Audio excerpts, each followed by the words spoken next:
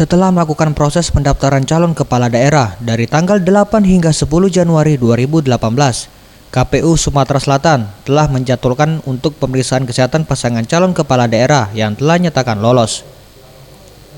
Dari tanggal 11 hingga 15 Januari 2018, seluruh calon kepala daerah yang akan mengikuti Pilkada Serentak 2018 di Provinsi Sumsel akan mengikuti pemeriksaan kesehatan di RSMA Palembang.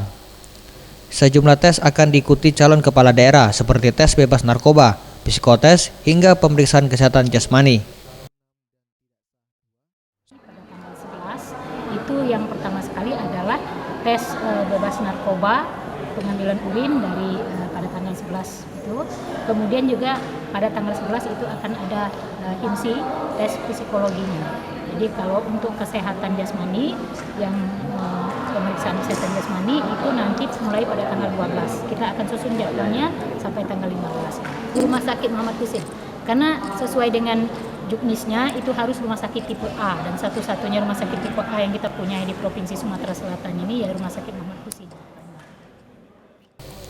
Untuk tes pemeriksaan kesehatan ini, KPU Sumsel telah melakukan kerjasama dengan pihak BNN untuk tes narkoba, serta RSMA Palembang untuk pemeriksaan kesehatan jasmani. Sementara untuk pengumuman hasil kesehatan akan diumumkan KPU Sumsel pada tanggal 16 Januari 2018. Tim Liputan, Sriwijaya TV.